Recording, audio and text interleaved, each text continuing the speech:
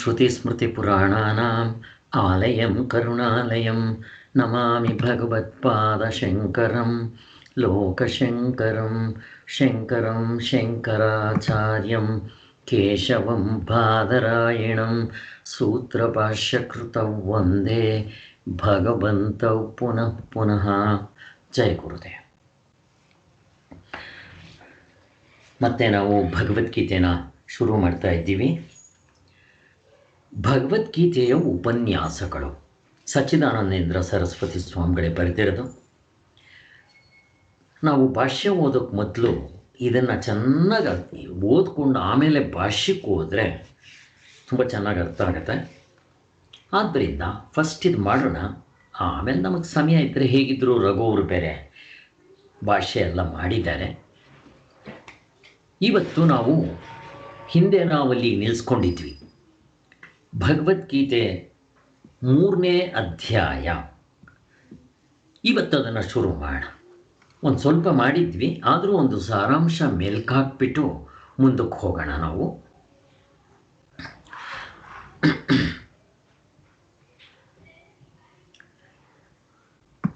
Sir page number sir? Page number ಬಂದಿದೆ 116 ಈ ಪುಸ್ತಕದಲ್ಲಿ.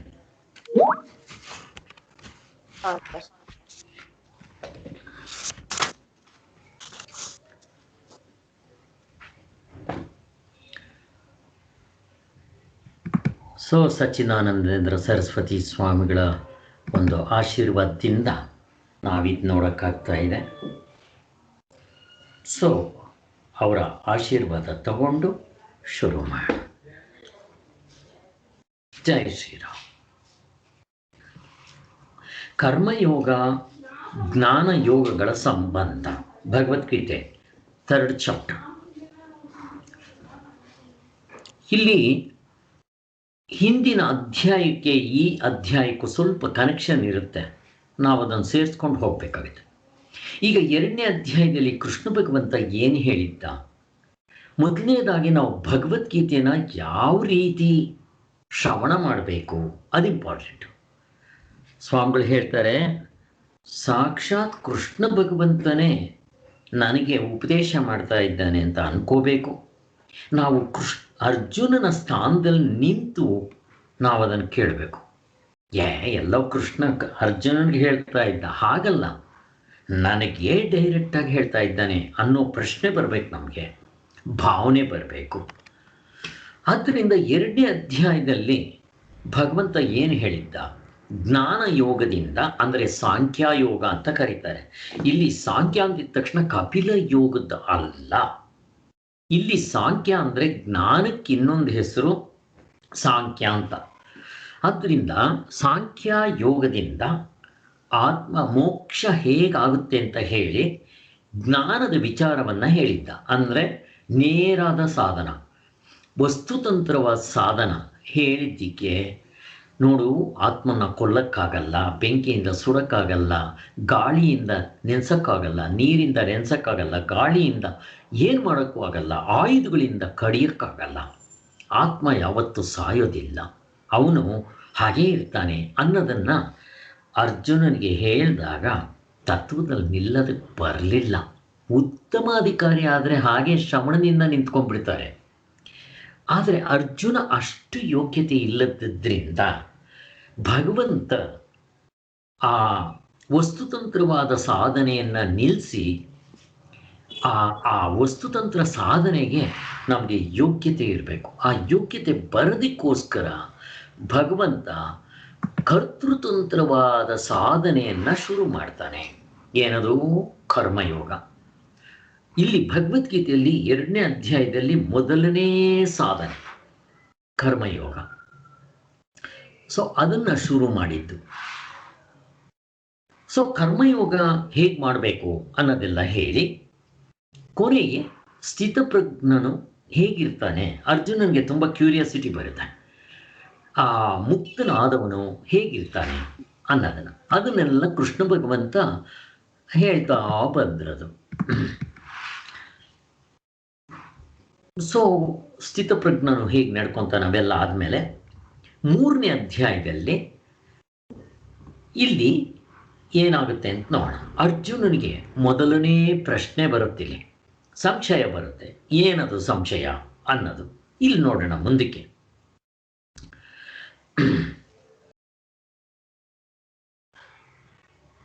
ಬಂಧವಾಗಲಿ ಮೋಕ್ಷವಾಗಲಿ ಇದು ಮನಸ್ಸಿಗೆ ಸಂಬಂಧಪಟ್ಟಿರೋದು. ಬಂಧ ಮೋಕ್ಷ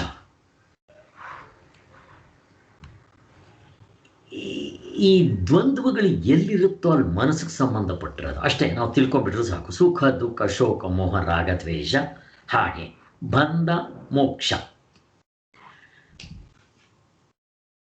ಜೀವನ ಏನೇನು ಮಾಡ್ತಾನೋ ಅದೆಲ್ಲ ಕಾಮದ ಚೇಷ್ಟೆ. ಅದರಲ್ಲಿ ಕೆಟ್ಟ ಕರ್ಮ ಆಗಲಿ ಒಳ್ಳೆ ಕರ್ಮ ಆಗಲಿ, ಏನದು ಕಾಮದ ಚೇಷ್ಟೆ. ದುರ್ಯೋಧನ ಕೆಟ್ಟದ್ದನ್ನೇ ಮಾಡ್ತಾ ಇದ್ದ, ರಾವಣ ಕೆಟ್ಟದ್ದನ್ನೇ ಮಾಡ್ತಾ ಇದ್ದ. ಯಾತಕ್ಕೋಸ್ಕರ? ಕಾಮದಿಂದ. ಅದೇ ರೀತಿ ನಾವು ಒಳ್ಳೆ ಕೆಲಸ ಮಾಡ್ತೀವಿ. ಕರ್ಮಕಾಂಡದಲ್ಲಿ ಹೇಳಿರುವಂಥ ಯಾಗ ಯಜ್ಞಗಳು, ಹೋಮ ಹವನಗಳು ಅಥವಾ ಮೋಕ್ಷಕ್ಕೋಸ್ಕರನೋ ಲೌಕಿಕ ವೈದಿಕ ಪಾರಮಾರ್ಥಿಕ ಒಳ್ಳೆಯದಕ್ಕೆ ಮಾಡ್ತೀವಿ ಅಂತ ಇಟ್ಕೊಂಡ್ರೆ ಅದು ಯಾತಕ್ಕೆ ಮಾಡ್ತೀವಿ? ಕಾಮಕ್ಕೋಸ್ಕರ. ನನಗೆ ಲೌಕಿಕದಲ್ಲಿ ಒಳ್ಳೆಯದಾಗಲಿ ಅಂತನೋ, ಅಥವಾ ಪರಲೋಕದಲ್ಲೂ ಕೂಡ ನನಗೆ ಸ್ವರ್ಗ ಸಿಗಲಿ ಅಂತನೋ, ಅಥವಾ ನನಗೆ ಮೋಕ್ಷವೇ ಸಿಗಲಿ. ಏನದು? ಮೋಕ್ಷದ ಆಸೆ, ಕಾಮ. ಒಟ್ಟಿನಲ್ಲಿ ಮನುಷ್ಯನು ಕಾಮಕ್ಕೋಸ್ಕರ ಮಾಡ್ತಾ ಇರ್ತಾನೆ ಕೆಲಸ. ನಮ್ಗೆ ಇನ್ನೂ ಒಂದು ರೀತಿಯಲ್ಲಿ ನೋಡಬೇಕು ಅಂದರೆ ಸುಖ ಪ್ರಾಪ್ತಿ ದುಃಖ ನಿವೃತ್ತಿ ಎರಡಕ್ಕೂ ನಾವು ಪ್ರಯತ್ನ ಮಾಡಲೇಬೇಕು ಅನ್ನೋದು ಹೇಳಿದ್ವಿ. ಆದರೆ ಈ ಕಾಮ ಅನ್ನೋದಿದೆಯಲ್ಲ, ಈ ಆಸೆಗೆ ದಾಸರಾಗಿರೋರು ಲೋಕಕ್ಕೆಲ್ಲ ದಾಸರಾಗಿರ್ತಾರಂತೆ. ಆದರೆ ಸ್ಥಿತಪ್ರಜ್ಞರು ಮಾತ್ರ ಈ ಕಾಮದಿಂದ ಬಿಡುಗಡೆ ಹೊಂದಿರ್ತಾರೆ. ಅವ್ರಿಗೆ ಯಾವ ಕಾಮನೇನೂ ಇರಲ್ಲ. ಸುಖದಿಂದ ಸುಖ ಪಡಿಬೇಕು ಅನ್ನೋದಾಗ್ಲಿ, ದುಃಖನ ದೂರ ಮಾಡ್ಕೊಬೇಕು ಅನ್ನೋದಾಗ್ಲಿ ಎರಡೂ ಇರೋದಿಲ್ಲ. ಯಾಕೆ? ಅವ್ರ ನಿಜವಾದ ಸ್ವರೂಪವನ್ನ ತತ್ವದಲ್ಲಿ ನಿಂತಿರ್ತಾರೆ. ಸ್ಥಿತಪ್ರಜ್ಞರು ಅಂದರೆ ಮುಕ್ತರಾದವರು. ಆದ್ದರಿಂದ ಅವರಿಗೆ ಕಾಮದ ಚೇಷ್ಟೆ ಇರಲ್ಲ. ಎಲ್ಲಿ ಕಾಮವಿಲ್ಲವೋ ಅಲ್ಲಿ ರಾಮನಿರ್ತಾನೆ, ಅಂದ್ರೆ ಆತ್ಮನಾಗಿರ್ತೀವಿ ನಾವು ಅನ್ನೋದನ್ನ ನೋಡಿ. ನಮಗೆ ಹಾವು ಅಂತ ಕಂಡಿದ ತಕ್ಷಣ ಭಯಕ್ಕೋಸ್ಕರ ಓಡೋಗ್ತೀವಿ ಹಿಂದಕ್ಕೆ. ಅದೇ ಸಮುದ್ರದ ದಡದ ಹತ್ರ ಹೋಗ್ತಾ ಇದ್ದಾಗ ಬೆಳ್ಳಿಗೆ ಪಳಪಳ ಅಂತ ಹೊಳಿತಾ ಇದ್ರೆ ಬೆಳ್ಳಿ ಇದೆ ಅಂತ ಹೇಳಿ ಅದರ ಹತ್ರಕ್ಕೆ ಓಡೋಗ್ತೀವಿ. ನೋಡ್ರಿ, ಸುಖ ಪ್ರಾಪ್ತಿ ದುಃಖ ನಿವೃತ್ತಿ ಎರಡಕ್ಕೂ ಪ್ರಯತ್ನ. ಹೊರಗಿನ ವಿಷಯಗಳು ಬರೀ ಹುಸಿ ತೋರಿಕೆ ಆಗಿರುತ್ತೆ ಅಂತ ಸ್ಪಷ್ಟವಾಗಿ ತೋರಿಸ್ಕೊಟ್ರು. ಇದು ಸ್ಥಿತಪ್ರಜ್ಞರ ಅನುಭವ. ಹುಸಿ ತೋರಿಕೆ ಅಂದರೆ ಅವು ಮೊದಲು ಎತ್ಕೊಂತಾನೆ ಆಗಮಪಾಯಿಗಳು ಅಂತಾರೆ, ಬಂದು ಹೋಗೋದು ಅಂತಾರೆ. ಆಮೇಲೆ ನೀವಿನ್ನೂ ಸ್ವಲ್ಪ ಆಳವಾಗಿ ಹೋದರೆ ಆತ್ಮನ್ ಬಿಟ್ಟು ಮಿಕ್ಕಿರೋದೆಲ್ಲ ಅನಾತ್ಮ. ಆ ಅನಾತ್ಮ ಹುಡುಕಾಡಿದ್ರೆ ಸಿಗೋದಿಲ್ಲ ಅಂತ ಗೌಡಪಾದರು ಹೇಳ್ತಾರೆ. ಆದ್ದರಿಂದ ಅದು ಹುಸಿ ತೋರಿಕೆ ಅಲ್ಲ, ನಿಮಗೆ ಅಟ್ಲೀಸ್ಟ್ ಆ ಸಮಯಕ್ಕಾದರೂ ತೋರುತ್ತೆ ಅಲ್ಲ. ಅದು ನಿಜವಾಗ್ಲೂ ಹೇಳಬೇಕು ಅಂದರೆ ಹಗ್ಗ ಹಾವು ಸ್ಪಷ್ಟವಾಗಿ ಹೊಂದುತ್ತೆ. ಹಾಗೆ ಹಾವು ಇಲ್ಲವೇ ಇಲ್ಲ, ಯಾವತ್ತೂ ಇಲ್ಲ. ಹಾಗೆ ಈ ಪ್ರಪಂಚ ಎಂದೆಂದೂ ಇಲ್ಲ. ಪ್ರಪಂಚ ಇಲ್ಲದೆ ಇದ್ಮೇಲೆ ದುಃಖ ಯಾತಕ್ಕೆ ಬರೋದಿಲ್ಲ. ಆದರೆ ನಾವು ತತ್ವದಲ್ಲಿ ನಿಂತಿರಲ್ಲ, ಇಷ್ಟೇ ವಿಚಾರ. ಆ ಸ್ಥಿತಪ್ರಜ್ಞನು ಅವುಗಳನ್ನು ಕಾಮಿಸದೇ ಇರ್ತಾನೆ, ಅವನಿಗೇನು ಬೇಕಾಗಿಲ್ಲ. ಈಗ ಅವನ ಸ್ಥಿತಿ ಹೇಗಿರುತ್ತೆ ಅಂದರೆ, ನಮ್ಗೆ ಎಕ್ಸಾಂಪಲ್ ಕೊಡ್ತಾರೆ ಸ್ವಾಮಿಗಳು. ಕರಡಿ ಮೇಲೆ ಒಂದು ಬೆರಳಿಟ್ಟಾಗ ನಮ್ಗೇನನ್ಸುತ್ತೆ? ನಮ್ಗನ್ಸುತ್ತಾ ಮಕ್ಕಳಿಗೆ ಯಾರೋ ಆ ಕಡೆ ಬೆರಳಿಟ್ಟಿದ್ದಾರೆ, ಆ ಬೆರಳನ್ನ ನಾನು ಮುಟ್ತಾ ಇದ್ದೀನಿ ಅನ್ಸುತ್ತೆ. ಆದರೆ ನಮ್ಗೇನನ್ಸುತ್ತೆ? ನಂದೇ ಬೆರಳು ಆಗಿದೆ. ಪ್ರಪಂಚನ ಹಾಗೆ ನೋಡೋಕೆ ಬರುತ್ತಾ ನಮಗೆ? ನಾನೇ ಹೀಗೆ ತೋರ್ಕೊತಾ ಇರೋದು. ಆದರೆ ಈ ತತ್ವ ಯಾರು ಗೊತ್ತಿರೋದಿಲ್ವೋ ಅವ್ರಿಗೆ ನಾನು ಬೇರೆ ಅವರು ಬೇರೆ ಈ ಭೇದ ಭಾವನೆ ಬರೋದಕ್ಕೆ ಸಾಧ್ಯ ಆಗುತ್ತೆ ಅಂತ ಹೇಳಿ ಕನಸೊಂದು ಎಕ್ಸಾಂಪಲ್ ಕೊಡ್ತಾರೆ. ಕನಸಿನಲ್ಲಿ ನೋಡ್ರಿ, ಅಲ್ಲೂ ಕೂಡ ನಾನು ಬೇರೆ, ನೀನು ಬೇರೆ, ಅವ್ರು ಬೇರೆ, ಪ್ರಪಂಚ ಎಲ್ಲ ತೋರ್ತಾ ಇರುತ್ತೆ. ಆದರೆ ಒಂದ್ಸಾಲಿ ಅಲ್ಲಿ ಸತ್ಯವಾಗಿರುತ್ತೆ. ಎಷ್ಟು ಸತ್ಯವಾಗಿರುತ್ತೆ, ಇಲ್ಲಿ ಹೇಗೆ ಎಚ್ಚರದಲ್ಲಿ ಸತ್ಯವಾಗಿರುತ್ತೋ ಅಷ್ಟೇ ಸತ್ಯವಾಗಿರುತ್ತೆ. ಒಂದು ಸಲ ಎದ್ದಿದ ತಕ್ಷಣ ಛೆ ಬರೀ ಸುಳ್ಳು. ನಾವು ಹಾಗೆ ಎಚ್ಚರವನ್ನು ನೋಡೋಕೆ ಬರುತ್ತಾ, ಅದು ಇಂಪಾರ್ಟೆಂಟ್. ಸೊ ಸ್ಥಿತಪ್ರಜ್ಞರುಗಳು ಹಾಗಿರ್ತಾರೆ, ಅವ್ರನ್ನ ಜೀವನ್ ಮುಕ್ತರು ಅಂತ ಕರ್ಮ ಹೇಳ್ತಾರೆ. ಇನ್ನು ಕರ್ಮಯೋ ಇವರು ಮುಕ್ತರಾದವರು. ಮುಕ್ತರಾದವರಿಗೆ ಅದ್ರ ತೊಂದರೆ ಇಲ್ಲ. ಆದರೆ ಕರ್ಮಯೋಗಿಗಳಿಗೆ ಹೇಗೆ?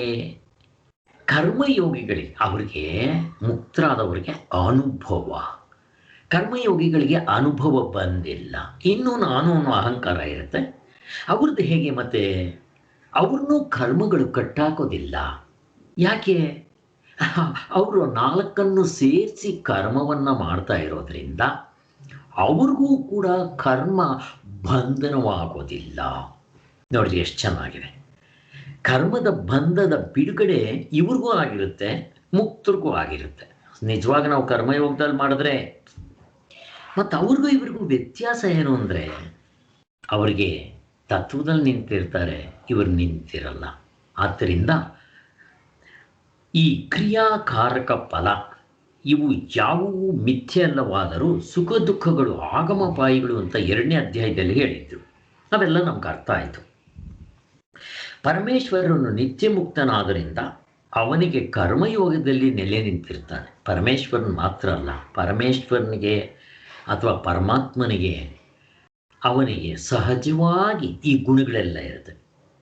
ಇನ್ನು ಮುಕ್ತನಾದವನಿಗೂ ಪರಮಾತ್ಮನಿಗಿದ್ದಂಗೆ ಅವನಿಗೂ ಸಹಜವಾಗಿರುತ್ತೆ, ನೈಸರ್ಗಿಕವಾಗಿರುತ್ತೆ, ಸಹಜವಾಗಿರುತ್ತೆ.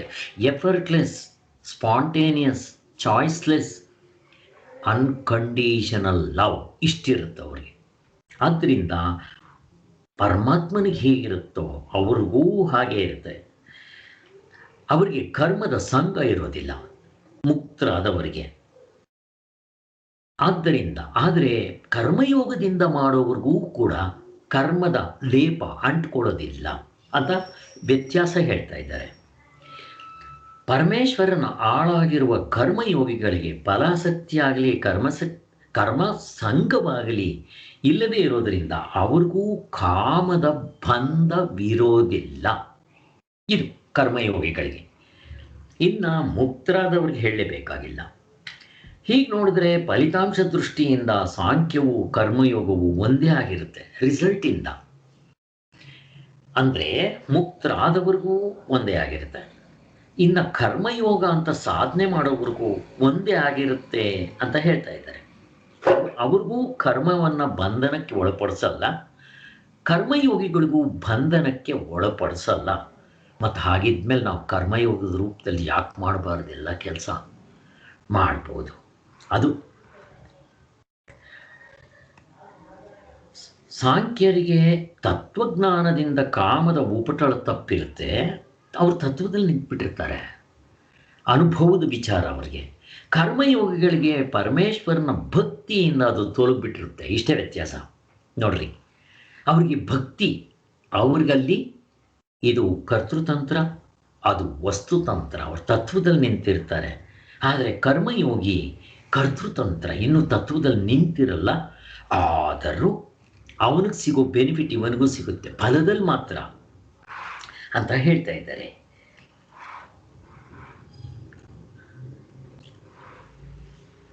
ಸಾಂಖ್ಯರ ಜ್ಞಾನವೇ ಮುಖ್ಯ ಸಾಧನವೆಂದು ಭಗವಂತನು ಹೇಳಿರ್ತಾನೆ.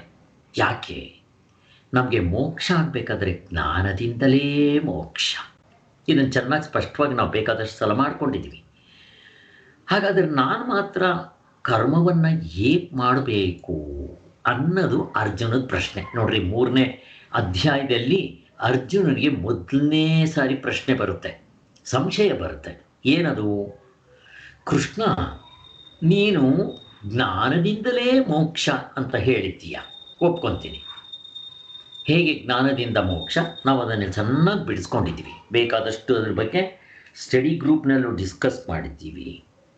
ಹಗ್ಗ ಅಂತ ಗೊತ್ತಾಯಿತು ಅಂದರೆ ಅಲ್ಲಿ ದುಃಖ ಇರೋದಿಲ್ಲ. ಇದು ಜ್ಞಾನ.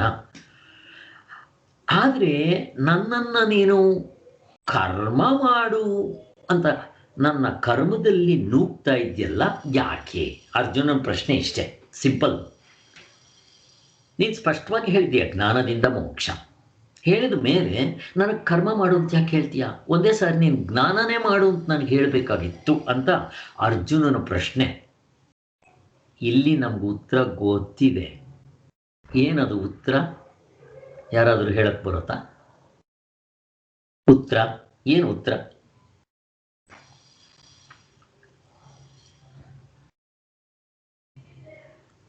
ಜ್ಞಾನದಿಂದ ಮೋಕ್ಷನೇ ಆಗುತ್ತೆ, ಇನ್ಯಾತ್ರಿಂದನೂ ಆಗಲ್ಲ. ಅಂದರೆ ಅರ್ಜುನನಿಗೆ ನೀನು ಯುದ್ಧ ಮಾಡು ಅಂತ ಕರ್ಮಯೋಗವನ್ನು ಯಾಕೆ ಹೇಳಬೇಕಾಗಿತ್ತು? ಅವನು ಯುದ್ಧ ಮಾಡೋದಿಲ್ಲ ಅಂತಲೇ ಹೇಳ್ತಾ ಇದ್ದಿದ್ದು ಫ್ರಮ್ ದಿ ಬಿಗಿನಿಂಗಿಂದ. ಅಂಥದ್ದು ಜ್ಞಾನದಿಂದ ಮೋಕ್ಷ ಆಗೋಂಗಿದ್ರೆ ನಾನು ಕರ್ಮ ಮಾಡೋದು ಯಾಕೆ ಹೇಳ್ತೀಯ ಅಂತ ಪ್ರಶ್ನೆ. ಇನ್ನು ಜ್ಞಾನಕ್ಕೆ ಅಧಿಕಾರಿ ಅಲ್ಲ, ಅದರಿಂದ ಕರ್ಮ ಮಾಡು ಅಂತ ಹೇಳಿ ಅಷ್ಟೇ ಅಷ್ಟೇ. ಈಗ ಅರ್ಜುನನ ಸ್ಥಾನದಲ್ಲಿ ಬುದ್ಧ ಇದ್ದಿದ್ರೆ ಕೃಷ್ಣ ಭಗವಂತ ಏನು ಹೇಳ್ತಾ ಇದ್ದ ಗೊತ್ತಾ? ನೀನು ಯುದ್ಧ ಮಾಡಬೇಡ, ಹೋಗ್, ನೀನು ಕೂತ್ಕೊಂಡು ಎಲ್ಲೋ ಒಂದು ಕಡೆ ಮೂಲೆಯಲ್ಲಿ ಧ್ಯಾನ ಮಾಡೋ ಅಂತ ಇದ್ದ. ಆದರೆ ಅರ್ಜುನನಿಗೆ ಇನ್ನೂ ಅಷ್ಟು ಶಕ್ತಿ ಬಂದಿಲ್ಲ. ವಸ್ತುತಂತ್ರ ಸಾಧನೆಯಿಂದ ತತ್ವದಲ್ಲಿ ನಿಲ್ಲಲಿಕ್ಕೆ ಸಾಧ್ಯ ಇಲ್ಲದೆ ಇರೋದರಿಂದ ಕೃಷ್ಣ ಭಗವಂತ ಅರ್ಜುನನಿಗೆ ನೀನು ಯುದ್ಧ ಮಾಡು. ಇನ್ನೂ ಒಂದು, ಈಗ ಈ ವೈರಾಗ್ಯ ಬಂದಿದೆ. ಎಂಥ ವೈರಾಗ್ಯ ಅದು ಅರ್ಜುನನಿಗೆ ಬಂದಿರೋದು? ಮೂರರಲ್ಲಿ ಯಾವುದಾದ್ರೂ ಒಂದು, ಸ್ಮಶಾನ ವೈರಾಗ್ಯನೋ, ಪ್ರಸೂತಿ ವೈರಾಗ್ಯನೋ, ಅಥವಾ ಅಭಾವ ವೈರಾಗ್ಯ. ಅಭಾವ ವೈರಾಗ್ಯ ಆಗಿರೋದಿಲ್ಲ. ಇನ್ನು ಪ್ರಸೂತಿ ವೈರಾಗ್ಯ ಗಂಡಸರಿಗೆ ಆಗತ್ತೆ ಸಾಧ್ಯ. ಸ್ಮಶಾನ ವೈರಾಗ್ಯ ಸರ್, ಸ್ಮಶಾನ ವೈರಾಗ್ಯ ಆಗಿರುತ್ತಷ್ಟೆ. ತನ್ನ ಸ್ವಂತ ಅಣ್ಣ ತಮ್ಮಂದರನ್ನ ಕೊಂದಬೇಕಲ್ಲ, ಇದು ಎಲ್ರಿಗೂ ಆಗುತ್ತೆ. ಎಲ್ರಿಗೂ ಆಗುತ್ತೆ ನನಗೆ ಗೊತ್ತಿಲ್ಲ, ನನಗಂತೂ ಆಗಿತ್ತಿದು ಒಂದ್ಸಲ. ಈ ಮನೆಯಲ್ಲಿ ಪಾರ್ಟಿಷನ್ ಡೀಡ್ ಬರುತ್ತೆ, ಆವಾಗ ಆಸ್ತಿ ಏನು ಕೊಡಬೇಕು ಅಂದಾಗ ಸ್ವಲ್ಪ ಮಾತುಗಳು ಬರುತ್ತೆ ಅಣ್ಣ ತಮ್ಮಂದರಿಗೆ, ತಂದೆದರಿಗೆ, ಎಲ್ರಿಗೂ. ಈ ಥರ ಬಂದಾಗ ತುಂಬ ಮಾತಾಡಿ ಮಟ್ಟಿ ಅದು ಅರಲ್ಲ ತೀರಲ್ಲ. ಕೊನೆಗೆ ಒಂದು ಸಾರಿ ನಾನು ನಮ್ಮ ತಂದೆಯವ್ರಿಗೆ ಹೇಳಿಬಿಟ್ಟೆ, ಅಪ್ಪ ನೀನು ಏನು ಮಾಡ್ತೀಯ ಮಾಡಪ್ಪ ಅಂತ ಹೇಳಿ ನಾನು ಸುಮ್ಮನೆ ಹೋಗೇ ಬಿಟ್ಟೆ. ಬೀಗದ ಕೈ ನನ್ನ ಹತ್ರ ಇತ್ತು ಮನೆಯದು, ಅದೆಲ್ಲ ಕೊಟ್ಬಿಟ್ಟು ಬೀಗದ ಕೈಗಳೆಲ್ಲ ಕೊಟ್ಬಿಟ್ಟು ನೀನು ಹೇಗೆ ಬೇಕೋ ಹಾಗೆ ಮಾಡಪ್ಪ ಅಂತ ಹೇಳಿ ಹೋಗ್ಬಿಟ್ಟಿದೆ. ಈ ಮಧ್ಯಸ್ಥರು ಮತ್ತೆ ನನ್ನ ಹತ್ರ ಬಂದು ತಿರ್ಗ ಹೇಳೋದು, ನೀನು ಹುಚ್ಚ, ನೀನು ಹಂಗೆಲ್ಲ ಮಾಡಬೇಡ, ನಿನಗೆ ಗೊತ್ತಾಗೋದಿಲ್ಲ, ನಿನಗೆ ಇದೊಂಥರ ನಿನಗೆ ಸ್ಮಶಾನದ ವೈರಾಗ್ಯ, ಅದಕ್ಕೋಸ್ಕರ ಹಾಗೆಲ್ಲ ಮಾಡಬೇಡ ಅಂತ ಹೇಳಿ ಮಧ್ಯಸ್ಥರು ನನಗೆ ಹೇಳಿಕೊಟ್ರು. ಇರಲಿ, ಯಾಕೆ ಹೇಳ್ತೀನಿ ಅಂತಂದರೆ ಹೀಗಾಗೋ ಸಹಜ ಇರುತ್ತೆ. ಇನ್ನು ವರ್ಧಮಾನ ಮಹಾವೀರ ಅಣ್ಣ ತಮ್ಮಂದ್ರಿಬ್ಬರು ಯುದ್ಧ ಆಡ್ತಾರೆ. ಕೊನೆಗೆ ಇವನಿಗೆ ವಿರಕ್ತಿ ಬಂದ್ಬಿಡುತ್ತೆ. ಗೆಲ್ತಾನೆ, ಗೆದ್ದರೂ ಕೂಡ ಅಣ್ಣ ತಮ್ಮಂದರು ನಾವು ಕಿತ್ತಾಡಿ ಜಗಳ ಆಡಿ ರಾಜ್ಯ ಆಡ್ಕೋಬೇಕಾ ಅಂತ ಅವನ ರಾಜ್ಯವನ್ನು ಬಿಟ್ಟು ಅವನು ಕಾಡಿಗೆ ಹೋಗ್ಬಿಡ್ತಾನೆ ತಪಸ್ಗೆ. ಅವನು ವರ್ಧಮಾನ ಮಹಾವೀರ ಅಂತ ನಮಗೆ ಗೊತ್ತಿದೆ. ಗೌತಮ ಬುದ್ಧ ಅಲ್ಲ, ದಿಗಂಬರರಲ್ಲಿ ಏನು ಹೇಳ್ತಾರೆ ನಾವು, ಗೋಮಟೇಶ್ವರ ಅಂತ ಹೇಳ್ತೀವಲ್ಲ ಅವರು. ಹೀಗೆ ಈ ಥರ ಸಂದರ್ಭಗಳಲ್ಲಿ ಹೀಗೆ ಬರೋದು ಸಹಜವಾಗಿರುತ್ತೆ. ಆದರೆ ಅರ್ಜುನನಿಗೆ ಈಗ ಸ್ಮಶಾನ ವೈರಾಗ್ಯ, ಆದರೆ ಇನ್ನೊಂದು ಗಂಟೆ, ಇದು ರಜೋಗುಣದ ಸ್ವಭಾವ. ಇದು ಸತ್ವಗುಣದ ಸ್ವಭಾವ ಆಗಿದ್ದರೆ ಬೇರೆ.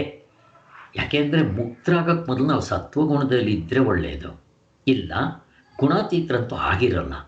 ಅರ್ಜುನ ಈಗ ಅವನ ಸತ್ವಗುಣನೇ. ಕೃಷ್ಣ ಭಗವಂತನೇ ಒಂದು ಕಡೆ ಹೇಳ್ತಾನೆ, ಅರ್ಜುನ ನೀನು ಹೆದರ್ಕೋಬೇಡ, ನೀನು ಸತ್ವಗುಣದಲ್ಲಿ ಇದ್ದೀಯ ಅಂತ. ಬಟ್ ಈಗಿಂದ ಹೇಗಿದೆ ಅಂತಂದರೆ ಇದು ಸ್ಮಶಾನ ವೈರಾಗ್ಯ ಇವೆಲ್ಲ ರಜಗುಣಕ್ಕೆ ಸಂಬಂಧಪಟ್ಟಂಗಿರುತ್ತೆ. ಆದ್ದರಿಂದ ಈಗ ನಾನು ಯುದ್ಧ ಮಾಡೋದಿಲ್ಲ ಅಂತಿದ್ರು ಬೈ ಚಾನ್ಸ್ ಇನ್ನೊಂದು ಗಂಟೆ ಬಿಟ್ಬಿಟ್ರೆ ಅದೇ ದುರ್ಯೋಧನ, ನೀನು ಹೇಳಿ ಕಣೋ, ಕರೆಕ್ಟಾಗಿತ್ತು ಕಣೋ, ಹೋಗೋ ಹೆಂಗಸರಿಗೆ ನೃತ್ಯ ಹೇಳ್ಕೊಡೋಕೆ ಹೋಗು ಅಂತ ಏನಾದರೂ ಅಂದರೆ ಕೋಪ ಬಂದ್ಬಿಡುತ್ತೆ. ಏನೋ ನನಗಂತೀಯ ಬಾ ಇಲ್ಲಿ ನೋಡ್ಕೊತೀನಿ ಒಂದು ಕೈ ಅಂತ ತೊಡೆ ತೊಟ್ಬಿಡ್ತಾನೆ ಅರ್ಜುನ. ಅದರಿಂದ ಇಂಥ ವೈರಾಗ್ಯಗಳು ಉಪಯೋಗ ಇಲ್ಲ, ವಿವೇಕದಿಂದ ಬರಬೇಕು. ಅದಕ್ಕೆ ವಿವೇಕ ವಿವೇಕ ಅಂತ ತುಂಬ ಹೇಳೋದು. ಇರಲಿ, ನಾವು ಸಾಧನೆ ಮಾಡೋದ್ರಿಂದ ನಮಗೆ ವಿವೇಕ ಜಾಗೃತಿ ಆಗುತ್ತೆ, ನಮಗೆ ವಿವೇಕವಾದ ವೈರಾಗ್ಯ ಬರುತ್ತೆ.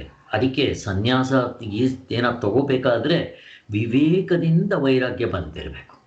ಸ್ಮಶಾನ ವೈರಾಗ್ಯ ಇಂಥವೆಲ್ಲ ಬಂದರೆ ಉಪಯೋಗ ಇಲ್ಲ. ಮತ್ತು ಯಾರೂ ಗುರುಗಳು ಕೊಡೋದು ಇಲ್ಲ. ಗೊತ್ತಾದರೆ ಅವ್ರಿಗೆ ಬೇಡ ಬೇಡ ಅಂತಾರೆ, ಇನ್ನೊಂದು ಸ್ವಲ್ಪ ದಿವಸ ಹೋಗಲಿ ಅಂತಾರೆ.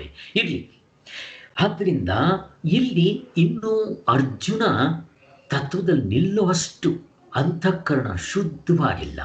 ಕೇಳ್ತಾ ಇದ್ದಾಗಲೇ ಆ ಮನಸ್ಸನ್ನು ಬಿಟ್ಟು ತತ್ವದಲ್ಲಿ ನಿಲ್ಲುವಂಥ ಶಕ್ತಿ ಇನ್ನೂ ಬಂದಿಲ್ಲ. ಅದಕ್ಕೋಸ್ಕರ ನೀನು ಯುದ್ಧ ಮಾಡು. ಯುದ್ಧ ಮಾಡು ಅಂತ ನಾನು ಯಾಕೆ ಹೇಳಿದ್ರು ಅಂದರೆ, ಮತ್ತೆ ಇದು ಧರ್ಮಯುದ್ಧ. ನಾವು ಅದನ್ನೆಲ್ಲ ನಿನ್ನೆ ಚಿಂತನೆ ಮಾಡಿದ್ವಾ, ಇಲ್ಲಿ ಮಾಡಿದ್ನೋ ಬೇರೆ ಕಡೆ ಮಾಡಿದ್ನೋ ಗೊತ್ತಿಲ್ಲ. ಇರಲಿ, ಅದೆಲ್ಲ ಆಗಿದೆ, ಇವಾಗ ನಮಗೆಲ್ಲ ಅದು ಗೊತ್ತಿದೆ.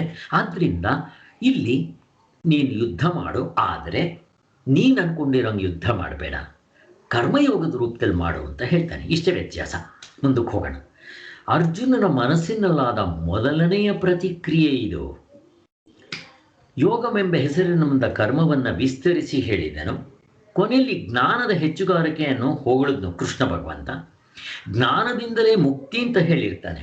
ಹಾಗಾದರೆ ನನ್ನನ್ನು ಯಾಕಪ್ಪ ಕರ್ಮ ಮಾಡು ಅಂತ ನನ್ನನ್ನು ನುಗ್ತಾ ಇದೆಯಾ? ನಾನೇ ಕರ್ಮ ಮಾಡಲ್ಲ ಅಂತ ಬಿಟ್ಟಿದ್ದೆ ನೋಡ್ರಿ ಅಂತ ಪ್ರಶ್ನೆ ಕೇಳ್ತಾ ಇದ್ದಾನೆ ಇಲ್ಲಿ. ಅರ್ಜುನನಿಗೆ ಬಂದಿದ್ದ ಪ್ರಶ್ನೆ ಇದು. ಜ್ಞಾನವೂ ಕರ್ಮವೂ ಬೇರೆ ಬೇರೆ ಅಧಿಕಾರಿಗಳಿಗೆ ಹೇಳ್ತಕ್ಕದ್ದಾದ್ದರಿಂದ ಕರ್ಮಕ್ಕೆ ಯಾರು ಅಧಿಕಾರಿಗಳು ಅವರಿಗೆ ಜ್ಞಾನವನ್ನು ಉಪದೇಶಿಸಬಾರದು ಅಂತ ಅನ್ನೋ ಒಂದು ಅಭಿಪ್ರಾಯ ಇದೆಯಂತೆ. ಅಂದರೆ ಇದು ಯಾರ್ದೋ ಒಬ್ಬರದ ಅಭಿಪ್ರಾಯ. ಏನಂತ ಅಂದರೆ, ಯಾರಿಗೆ ಜ್ಞಾನಕ್ಕೆ ಅರ್ಹತೆ ಇಲ್ಲವೋ ಅವರಿಗೆ ಜ್ಞಾನವನ್ನು ಬೋಧನೆ ಮಾಡಬಾರ್ದು ಅಂತ ಹೇಳ್ತಾರೆ. ಇದನ್ನು ಯಾರೋ ಒಬ್ಬರು ಇವರ ಹತ್ರ ಹೇಳಿದ್ರಂತೆ, ಇದು ಹೊಂದೋದಿಲ್ಲ ಅಂತ ಹೇಳ್ತಾರೆ ಸಚ್ಚಿದಾನಂದ ಸರಸ್ವತಿ ಸ್ವಾಮಿಗಳು. ಅವ್ರು ಹೇಳಿದ್ರಂತೆ, ಯಾರೋ ಒಬ್ಬರು ಶಾಸ್ತ್ರಿಗಳು, ಇಬ್ಬರು ಶಾಸ್ತ್ರಿಗಳು ಮಾತಾಡ್ಕೊತಾ ಇದ್ದಾರೆ. ಅವ್ರು ಹೇಳಿದ್ರಂತೆ, ಒಬ್ಬರಿಗೆ ಯಾರಿಗೆ ವಸ್ತುತಂತ್ರದಲ್ಲಿ ಅರ್ಹತೆ ಇರಲ್ವೋ, ತತ್ವದಲ್ಲಿ ನಿಲ್ಲಕ್ಕಾಗದೇ ಇದ್ದರೆ ಅವ್ರಿಗೆ ತತ್ವದ ವಿಚಾರ ಬೋಧನೆ ಮಾಡಬಾರ್ದು ಅಂತ ಅಂದ್ರಂತವ್ರು. ಯಾಕೆ ಅಂತಂದರೆ, ಒಂದು ಅರ್ಥದಲ್ಲಿ ಸರಿಯೇ, ಈ ಈ ಈ ಕ್ರಿಶ್ಚಿಯನ್ಸ್ನಲ್ಲಿ ಒಂದು ಸಾರಿ ಒಬ್ಬ ಪಾದ್ರಿ ಹೇಳ್ತಾನೆ, ಈ ನಮ್ಮ ಅದ್ವೈತ ತತ್ವದಲ್ಲಿ ಈ ಒಂದು ಇದಿದೆಯಲ್ಲ ಫಿಲಾಸಫಿ, ಇದು ತುಂಬ ಡೇಂಜರು. ಇದನ್ನು ಒಳ್ಳೆಯದಕ್ಕೂ ಉಪಯೋಗಿಸ್ಕೋಬೋದು, ಕೆಟ್ಟದ್ದು ಉಪಯೋಗಿಸ್ಕೋಬೋದು, ಬೆಂಕಿ ಥರ ಅಂತ ಹೇಳಿದ್ನಂತೆ. ಹೇಗೆ ಅಂತಂದರೆ, ಒಂದು ಸಾರಿ ಆ ಕ್ರಿಶ್ಚಿಯನ್ಸ್ನಲ್ಲಿ ಒಬ್ಬ ಕೊಲೆ ಮಾಡಿಬಿಟ್ಟಿದ್ನಂತೆ. ಮಾಡಿಬಿಟ್ಟು ಅವನು ಕೋರ್ಟ್ನಲ್ಲಿ ಬಂದಾಗ ಅವನು ಭಗವದ್ಗೀತೆ ಇಟ್ಕೊಂಡು ಭಗವದ್ಗೀತೆ ಸಾಕ್ಷಿಯಾಗಿ ನಾನು ಕೊಲ್ಲೋನು ಅಲ್ಲ, ಅವನು ಕೊಲ್ಲಿಸ್ಕೊಳ್ಳೋನು ಅಲ್ಲ ಅಂತ ವಾದ ಮಾಡ್ತಾ ಇದ್ದಂತೆ. ಅದಕ್ಕೆ ಜಡ್ಜ್ ಹೇಳಿದ್ರಂತೆ, ಅಪ್ಪ ನಾವು ನಿನ್ನ ನೇಣಿಗೆ ಹಾಕೋರು ಅಲ್ಲ, ನೀನು ಹಾಕಿಸ್ಕೊಳ್ಳೋರು ಅಲ್ಲ ಅಂತ ಹೇಳಿ ಅವನಿಗೆ ನೇಣು ಹಾಕಿದ್ರು ಅಂತ ಹೇಳ್ತಾರೆ. ಅದರಿಂದ ಈ ಥರ ಒಂದು ಸ್ವಲ್ಪ ತೊಂದರೆ ಇರುತ್ತೆ ಅಂತ ಹೇಳ್ತಾರೆ. ಆದ್ದರಿಂದ ಅವ್ರು ಹೇಳಿದ್ರು, ಅವರಿಗೆ ಯಾರಿಗೆ ಯೋಗ್ಯತೆ ಇರಲ್ವೋ ಅವರಿಗೆ ಜ್ಞಾನವನ್ನು ಹೇಳಿದರೆ ಅವ್ರನ್ನ ಪ್ರಾಸಿಕ್ಯೂಟ್ ಮಾಡಬೇಕು, ಅಂದರೆ ಅವ್ರಿಗೆ ಶಿಕ್ಷೆ ಕೊಡಬೇಕು ಅಂತ ಹೇಳಿದ್ರಂತೆ. ಅದಕ್ಕೆ ಇನ್ನೊಬ್ಬರು ಸ್ವಾಮಿಗಳು ಹೇಳಿದ್ರಂತೆ, ನೀವು ಹೇಳುವಾಗ ಏನಾದರೂ ಆಗಿಬಿಟ್ರೆ ಫಸ್ಟ್ ಎತ್ಕೊತಾನೆ ಕೃಷ್ಣನಿಗೆ ಪ್ರಾಸಿಕ್ಯೂಟ್ ಮಾಡಬೇಕು. ಯಾಕೆ ಗೊತ್ತಾ? ಅರ್ಜುನನಿಗೆ ಆ ಯೋಗ್ಯತೆ ಇಲ್ಲ, ಕೃಷ್ಣ ಭಗವಂತನೇ ಹೇಳಿದ್ದಾನೆ. ಮತ್ತು ಅವನಿಗೆ ಜ್ಞಾನದ ವಿಚಾರ ಯಾಕೆ ಬೋಧನೆ ಮಾಡಬೇಕಾಗಿತ್ತು ಅಂತ ಪ್ರಶ್ನೆ ಬರುತ್ತಲ್ಲಿ. ಅದಲ್ಲ, ಬಟ್ ನಮಗೆ ಯೋಗ್ಯತೆ ಇಲ್ಲ ಅಂತ ಗೊತ್ತಾಗುತ್ತೆ, ನಾವು ಆ ಯೋಗ್ಯತೆಯನ್ನು ಸಂಪಾದನೆ ಮಾಡೋದಕ್ಕೆ ಸಹಾಯ ಆಗುತ್ತೆ ಅನ್ನೋದನ್ನು ಅಷ್ಟೇ. ಅದ್ವೈತ ಜ್ಞಾನವನ್ನು ಅಧಿಕಾರಿಗಳಾದವರಿಗೆ ಅಪಾಯಕಾರವೆಂದು ಕೂಡ ಅವರು ಭಾವಿಸಿರ್ತಾರೆ, ಆ ದೃಷ್ಟಿಯಿಂದ ಅಷ್ಟೇ. ಕರ್ಮಕ್ಕೆ ತಕ್ಕವರಾಗಿದ್ದರೂ ಅವರಿಗೆ ಜ್ಞಾನವನ್ನು ಉಪದೇಶಿಸಿಬಿಡುವುದು ಏಕೆ ಎಂಬುದನ್ನು ನಾವು ಸಾಧಾರಣವಾಗಿ ವಿಚಾರಿಸುವುದು ಅವಶ್ಯವಾಗಿರುತ್ತೆ. ಹಾಗಾದರೆ ಭಗವಂತನೇ ಜ್ಞಾನವೇ ಹೆಚ್ಚವನು ನೀನು ಹೇಳುತ್ತೀಯಲ್ಲ, ಹೀಗಿದ್ದರೂ ಘೋರವಾದ ಕರ್ಮಕ್ಕೆ ನನ್ನನ್ನು ಯಾಕೆ ದೂರ್ತಾ ಇದ್ದೀಯಾ ಅಂತ ಅರ್ಜುನ ಕೇಳ್ತಾರೆ. ಭಗವಂತನ ನಿಜವಾಗಿ ಉಪದೇಶಿಸಿರೋದು ಏನು? ಜ್ಞಾನಕ್ಕಿಂತ ಕರ್ಮವು ಹೆಚ್ಚೆಂದಾಗಲಿ ಕಡಿಮೆ ಅಂದಾಗಲಿ ಅಂತ ಏನು ಹೇಳಿಲ್ಲ ಅಲ್ಲಿ. ಅರ್ಜುನ ಅದನ್ನು ಸ್ವಲ್ಪ ತಪ್ಪಾಗಿ ತಿಳ್ಕೊಂಡಿದ್ದಾನೆ. ಆದ್ದರಿಂದ ಭ್ರಾಂತರಾದವರಿಗೆ ತಾವು ತಪ್ಪಾಗಿ ತಿಳಿದುಕೊಂಡಿದ್ದೀವಿ ಅಂತ ಆ ಕಾಲಕ್ಕೆ ತಿಳಿಯೋದಿಲ್ಲ. ಅದು ಕರೆಕ್ಟು. ಉದಾಹರಣೆಗೆ ನಾನು ಹಾವು ಅಂತ ಹೆದರ್ಕೊತಾ ಇದ್ದೀನಿ. ನನಗೆ ಆ ಸಮಯದಲ್ಲಿ ನಾನು ತಿಳ್ಕೊಂಡ್ರೆ ತಪ್ಪು ಅಂತ ಗೊತ್ತಾಗಲ್ಲ. ಗೊತ್ತಾದರೆ ಹಂಗೆ ಅವನು ಭಯ ಪಡ್ತಾನ? ಪಡೋದಿಲ್ಲ. ಮತ್ತು ಯಾವಾಗ ಗೊತ್ತಾಗುತ್ತೆ ಅವನು ತಿಳ್ಕೊಂಡ್ರೆ ತಪ್ಪು ಅಂತ? ಹಗ್ಗ ನೋಡಿದ ಮೇಲೆ. ಅಥವಾ ಯಾರಾದರೂ ಆ ಕಡೆಯಿಂದ ಬರ್ತಾ ಇರೋರು ಯಾಕಪ್ಪ ಹೆದರ್ಕೊಂತೀಯ, ಅದು ಹಾವಲ್ಲ ಹಗ್ಗ ಅಂದ್ರಾಗ ಸಂಶಯ ಬರುತ್ತೆ ಅಷ್ಟೇ. ಶಂಕರಾಚಾರ್ಯರು ಅಜ್ಞಾನವನ್ನು ಮೂರಲ್ಲಿ ಹೇಳ್ತಾರೆ, ಸ್ಪಷ್ಟವಾಗಿ ಹೇಳ್ತಾರೆ. ಪ್ರಸ್ಥಾನತ್ರಯ ಭಾಷೆಗಳಲ್ಲಿ ಅಲ್ಲಲ್ಲಿ ಸ್ಪಷ್ಟವಾಗಿ ಈ ಮೂರನ್ನೇ ಹೇಳಿರೋದು. ಒಂದು, ಇದ್ದದ್ದನ್ನಿದ್ದಾಗ ನೋಡಲಿಲ್ಲ. ಹಗ್ಗ ಅಂತ ನೋಡಿದ್ರೆ ಅವನಿಗೆ ಭಯ ಬರ್ತಾ ಇರಲಿಲ್ಲ. ಎರಡನೇದೇನು ಮಾಡ್ದ, ತಪ್ಪಾಗಿ ಹಾವು ಅಂತ ಭ್ರಮೆ ಮಾಡಿಕೊಂಡ. ಅವನಿಗೆ ಅವಾಗ ಭ್ರಮೆ ಅಂತ ಗೊತ್ತಾಗೋದಿಲ್ಲ, ಅವನಿಗೂ ನಿಜವಾಗ್ಲೂ ಹಾವೇ ಆಗಿರುತ್ತೆ. ಎರಡನೇ ತಪ್ಪು. ಮೂರನೇದೇನು, ಸಂಶಯ. ಯಾರಾದರೂ ಬರ್ತಾರಲ್ಲಿ, ಅದು ಹಾವಲ್ಲಪ್ಪ ಹಗ್ಗ ಅಂದರೆ, ಹೌದಾ, ಇಲ್ಲ ಸ್ವಾಮಿ ಎಡೆ ಎತ್ತಿತ್ತು, ಒಂದು ಕಾಲಿಟ್ಟಿದ್ರೆ ಕೊಂದಾಕ್ಬಿಡ್ತಾ ಇತ್ತು. ನಾನು ಆ ಕಡೆನೇ ಬಂದಿದ್ದೀನಿ, ನನ್ನ ಹತ್ರ ಟಾರ್ಚ್ ಇದೆ, ಹಗ್ಗ ಬಾ ತೋರಿಸ್ತೀನಿ. ಟಾರ್ಚ್ ಹಾಕಿ ತೋರಿಸಿದ ತಕ್ಷಣ ನನಗೆ ಇಮ್ಮಿಡಿಯೇಟಾಗಿ ಹೋಗ್ಬಿಡುತ್ತೆ. ಶಂಕರಾಚಾರ್ಯರು ಸ್ಪಷ್ಟವಾಗಿ ಮೂರೇ. ಇದು ದೃಷ್ಟಾಂತಕ್ಕೆ ಅರ್ಥ ಆಯಿತು. ನಮ್ಮ ದ್ರಾಷ್ಟಾಂತಿಕದಲ್ಲಿ ಏನು ಅದನ್ನು ತಿಳ್ಕೋಬೇಕು. ನಿಜವಾಗ್ಲೂ ನಾವು ಆತ್ಮಸ್ವರೂಪಿಗಳೇ, ನಮಗೆ ಗೊತ್ತಾಗೆ ನಾವೇನು ತಿಳ್ಕೊಂಡಿದ್ದೀವಿ, ಈ ಶರೀರವನ್ನು ನಾನು ಅಂತ ತಿಳ್ಕೊಂಡಿದ್ದೀನಿ. ಯಾರು ಹೇಳ್ಕೊಡ್ಬೇಕು ಸ್ವಾಮಿ ಇದು? ಯಾವ ಸ್ಕೂಲ್ನಲ್ಲಿ ಹೇಳ್ಕೊಡ್ತಾರೆ? ಯಾವ ಸ್ಕೂಲ್ನಲ್ಲಿ ಹೇಳ್ಕೊಡ್ಬೇಕಾಗಿಲ್ಲ. ನಾವೆಲ್ಲರೂ ಹಾಗೆ ಮಾಡ್ಕೊಂಡಿರ್ತೀವಿ. ನಾವು ಮಾತ್ರ ಅಲ್ಲ, ಪ್ರಾಣಿಗಳು ಕೂಡ ಅದರ ಬಾಲದಿಂದ ಹಿಡಿದು ತಲೆವರೆಗೂ ನಾನು ಅಂತ ಮಾಡ್ಕೊಂಡಿರುತ್ತೆ. ಇರುವೇನೋ ಅಷ್ಟೆ, ಆನೇನೋ ಅಷ್ಟೆ, ಮನುಷ್ಯರು ಅಷ್ಟೇ, ದೇವತೆಗಳು ಅಷ್ಟೆ, ಮುಕ್ತರಾಗುವವರೆಗೂ ಎಲ್ಲರೂ ಹಾಗೆ ತಿಳ್ಕೊಂಡಿರ್ತಾರೆ. ಆದರೆ ಇದು ಎರಡನೇದೇನು, ಇದು ನಾವು ತಪ್ಪಾಗಿ ಶರೀರವನ್ನು ನಾನು ತಿಳ್ಕೊಂಡಿದ್ದೀನಿ. ಈಗ ಶಾಸ್ತ್ರ ಬರುತ್ತೆ, ಹೌದು, ಏನು ಹೇಳುತ್ತೆ? ತತ್ವಮಸಿ ಶ್ವೇತಕೇತು, ನೀನು ಅದಾಗಿದ್ಯಾ, ನೀನು ದೇವರಾಗಿದ್ಯಾ ಅಂತ ಹೇಳುತ್ತೆ. ನಮ್ಗೇನಾಗುತ್ತೆ ಅವಾಗ? ಏನು ಸ್ವಾಮಿ ನಾನು ದೇವರಾಗ್ತೀನ? ಸಂಶಯ ಬರುತ್ತೆ. ಸೊ ಈ ಮೂರೇ ಬಿಟ್ಟರೆ ಇನ್ನು ನಾಲ್ಕನೇದಿಲ್ಲ. ಈಗ ಬಂದಿರೋ ವ್ಯಾಖ್ಯಾನಕಾರರು, ಪಂಚಪಾದಿಕ ಭಾಮತಿಕಾರರು, ಇವರೆಲ್ಲ ಮೂಲ ಅವಿದ್ಯೆ ಇದೆ ನಿದ್ದೆಯಲ್ಲಿ ಅಂತ ತಗೊಂಬಂದು ಒಡ್ಡುತ್ತಾರೆ.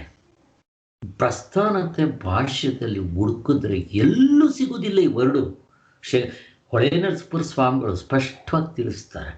ಆದ್ದರಿಂದ ಇವರು ಮಾಡಿಕೊಂಡು ತಿರ್ಗಾ ತಪ್ಪು ಇಲ್ಲದೇ ಇರೋದನ್ನು ಕಷ್ಟ ಮಾಡಿಕೊಂಡು ಬಂದಿದ್ದಾರೆ ಅಂತ ಹೇಳ್ತಾರೆ. ಅದೇನು ಬೇಡ ಇವಾಗ ಸದ್ಯಕ್ಕೆ, ನಾವು ಅದ್ರ ಬಗ್ಗೆ ಬೇಕಾದಷ್ಟು ಚಿಂತನೆ ಮಾಡಿದ್ದೀವಿ. ಮುಂದಕ್ಕೆ ಹೋಗೋಣ. ತಾವು ತಪ್ಪಾಗಿ ತಿಳ್ಕೊಂಡಿದ್ದೀವಿ ಅಂತ ಆ ಕಾಲಕ್ಕೆ ಗೊತ್ತಾಗೋದಿಲ್ಲ ಅಂತಾರೆ. ಯಾವುದಾದರೊಂದನ್ನು ಇದೇ ನಿನಗೆ ತಕ್ಕ ಸಾಧನ ಎಂದು ನಿಶ್ಚಯಿಸಿ ಹೇಳಿಬಿಡು ಅಂತ ಕೃಷ್ಣ ಭಗವಂತನ ಕೇಳ್ಕೊತಾ ಇದ್ದಾನೆ. ಕೃಷ್ಣ, ನನಗೆ ಅವೆಲ್ಲ ಬೇಡ, ನಿನಗೆ ಸಾಂಖ್ಯ ಯೋಗ ಬೆಷ್ಟ, ನನಗೆ ಕರ್ಮಯೋಗ ಬೆಷ್ಟ, ಇದು ಬೆಸ್ಟ್ ಅಂತ ನನಗೆ ಹೇಳಿಬಿಡು ಅಂತ ಹೇಳ್ತಾ ಇದ್ದಾನೆ. ಇದು ಹಿಂಗೆ ಪ್ರಶ್ನೆ ಕೇಳಿದ್ರೆ ಉತ್ತರ ಕೊಡೋದು ಕಷ್ಟ ಆಗುತ್ತೆ ಅಂತಾರೆ. ಯಾಕೆ ಗೊತ್ತಾ? ಇವಾಗ ಒಂದು ಪ್ರಶ್ನೆ ಹೇಳ್ತೀನಿ ನೋಡ್ರಿ, ಎಲ್ಲದಕ್ಕೂ ಹಂಗೆ ಒಂದೇ ಒಂದು ಲೈನಲ್ಲಿ ಒಂದು ಸಾರಿ ಹೇಳಿಬಿಡು ಅಂತಂದರೆ ಆಗೋದಿಲ್ಲ. ಒಬ್ಬ ತನ್ನ ತಂದೆನ ಹೊಡಿತಾ ಇರ್ತಾನೆ ಅಂತ ಇಟ್ಕೊಳ್ರಿ, ಹೊಡಿತಾ ಇರಲ್ಲ, ಯಾರೋ ಒಬ್ಬರು ಕೇಳ್ತಾರೆ, ನಿಮ್ಮ ತಂದೆಯನ್ನು ಹೊಡಿಯೋದನ್ನು ಯಾವಾಗಿಂದ ಬಿಟ್ಟಿದ್ದೀಯಾ ಹೇಳ್ರಿ, ಏನು ಆನ್ಸರ್ ಹೇಳ್ತೀರಿ? ನಾನು ಬಿಟ್ಟಿದ್ದೀನಿ ಅಂದರೆ ಮೊದಲೇ ಹೊಡಿತಾ ಇದ್ದೆ, ಇನ್ನೂ ನಾನು ಬಿಟ್ಟಿಲ್ಲ ಅಂದರೆ ಈಗಲೂ ಮೊದಲೂ ಹೊಡಿತಾ ಇದ್ದೆ, ಈಗಲೂ ಹೊಡಿತೀನಿ ಅಂತ. ಎಲ್ಲಿ ಒಂದೇ ಲೈನಲ್ಲಿ ಉತ್ತರ ಕೊಡ್ರಿ ನೋಡೋಣ. ಕೊಡೋಕ್ಕೆ ಬರಲ್ಲ. ಹೆಂಗೆ ಕೊಟ್ಟರು ಸಿಕ್ಕಾಕೊಂತೀವಿ. ಅಲ್ಲ, ಅವನು ಎಕ್ಸ್ಪ್ಲೇನ್ ಮಾಡಬೇಕು ಏನಂತ. ನಮ್ಮ ಅಪ್ಪ ನಾನು ಯಾವತ್ತೂ ಹೊಡೆದೂ ಇಲ್ಲ, ಮುಂದಕ್ಕೂ ಹೊಡೆಯೋದೂ ಇಲ್ಲ ಅಂತ ಹಂಗೆ ಇಷ್ಟುದ್ದ ಹೇಳಾದರೂ ಹೇಳಬೇಕಲ್ವ. ಹಾಗೆ ಅರ್ಜುನ ಕೇಳೋ ಪ್ರಶ್ನೆ, ನಿನಗೆ ಜ್ಞಾನ ತಪ್ಪಿದ್ರೆ ಕರ್ಮ ಒಂದರಲ್ಲಿ ಹೇಳಿಬಿಡು ಅಂತ ಹೇಳ್ತಾ ಇದ್ದಾನೆ. ಹಂಗೆ ಹೇಳಕ್ಕೆ ಬರಲ್ಲ ಅಂತ ಹೇಳ್ತಾ ಇದ್ದಾರೆ. ಬಟ್ ನಿಜವಾಗ್ಲೂ ಹೇಳಬೇಕು ಅಂದರೆ ಅರ್ಜುನನಿಗೆ ಮಾತ್ರ ಅಲ್ಲ, ನಮಗೂ ಅಷ್ಟೆ. ಲೆಕ್ಕ ಹಾಕ್ಕೊಳ್ಳಿ, ಅರ್ಜುನ ಯಾರಪ್ಪ? ಸಾಕ್ಷಾತ್ ಇಂದ್ರನ ವರದಿಂದ ಹುಟ್ಟಿದವನು. ಎರಡನೇದು, ಶಿವನ ಪ್ರತ್ಯಕ್ಷ ಮಾಡಿಕೊಂಡವನು, ಪಾಶುಪತಾಕ್ಷ ಅಸ್ತ್ರಗಳನ್ನೆಲ್ಲ ಪಡೆದವನು, ಇಂದ್ರಲೋಕಕ್ಕೆ ಹೋಗಿದ್ದೆ ಅಲ್ಲಿ ನೃತ್ಯವನ್ನು ಹೇಳಿಕೊಟ್ಟವನು. ಇಂಥ ಅರ್ಜುನನಿಗೆ ಜ್ಞಾನದಲ್ಲಿ ಅಧಿಕಾರ ಇಲ್ಲ ಅಂದರೆ ನಾವು ಎಲ್ಲಿರ್ತೀವಿ ಚೆಕ್ ಮಾಡ್ಕೋಬೇಕು ನಾವು. ಅಷ್ಟು ಸುಲಭ ಅಲ್ಲ. ಅವಸ್ಥಾತ್ರಯ ಕೇಳಿದ ತಕ್ಷಣ ನಾನು ಮುಕ್ತನಾಗ್ಬಿಟ್ಟಿದ್ದೀನಿ. ನಮ್ಮ ಆಶ್ರಮದ ವಾಚ್ಮೆನ್ಗೂ ಗೊತ್ತಾಗುತ್ತೆ ಅವಸ್ಥಾತ್ರಯ ಕೇಳಿದ ತಕ್ಷಣ ಹೌದು ಅಂತ. ಮುಕ್ತರಾಗ್ಬಿಡ್ತೀವ. ಅದಕ್ಕೆ ಅಷ್ಟು ಇದಾಗಿದೆ. ಇಂದ್ರ ಭಗವಂತ, ಸಾಕ್ಷಾತ್ ಇಂದ್ರ ದೇವತೆಗಳ ಒಡೆಯ, 101 ವರ್ಷ ಗುರುಕುಲದಲ್ಲಿ ಇದ್ದು ಬ್ರಹ್ಮಚರ್ಯ ಪಾಲನೆ ಮಾಡಿ ಆಮೇಲೆ ಮುಕ್ತನಾಗ್ತಾನೆ. ಇನ್ನು ನಾವು ಎಷ್ಟು ವರ್ಷ ಮಾಡಬೇಕು? ಅದಕ್ಕೋಸ್ಕರನೇ ಇಲ್ಲಿ ಮೋಸ ಹೋಗ್ಬಾರ್ದು ನಾವು.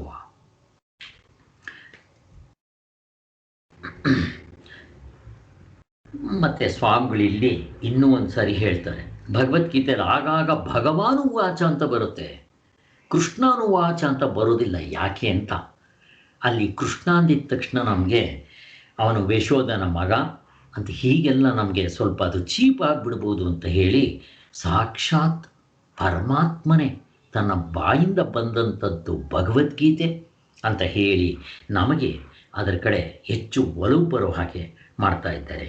ಆದ್ದರಿಂದ ನಾವು ಅರ್ಜುನನ ಸ್ಥಾನದಲ್ಲಿದ್ದು ಕೇಳ್ತಾ ಇರಬೇಕು. ನನಗೇ ಸಾಕ್ಷಾತ್ ಭಗವಂತ ಹೇಳ್ತಾ ಇದ್ದಾನೆ ಅನ್ನೋ ಭಾವನೆ ಇಟ್ಕೊಂಡು ಇದು ಭಗವಂತನೇ ಹೇಳಿದ್ದು ಎಂದು ವ್ಯಾಸರು ನಮಗೆ ಮತ್ತೆ ಮತ್ತೆ ನೆನಪು ಕೊಡ್ತಾ ಇದ್ದಾರೆ.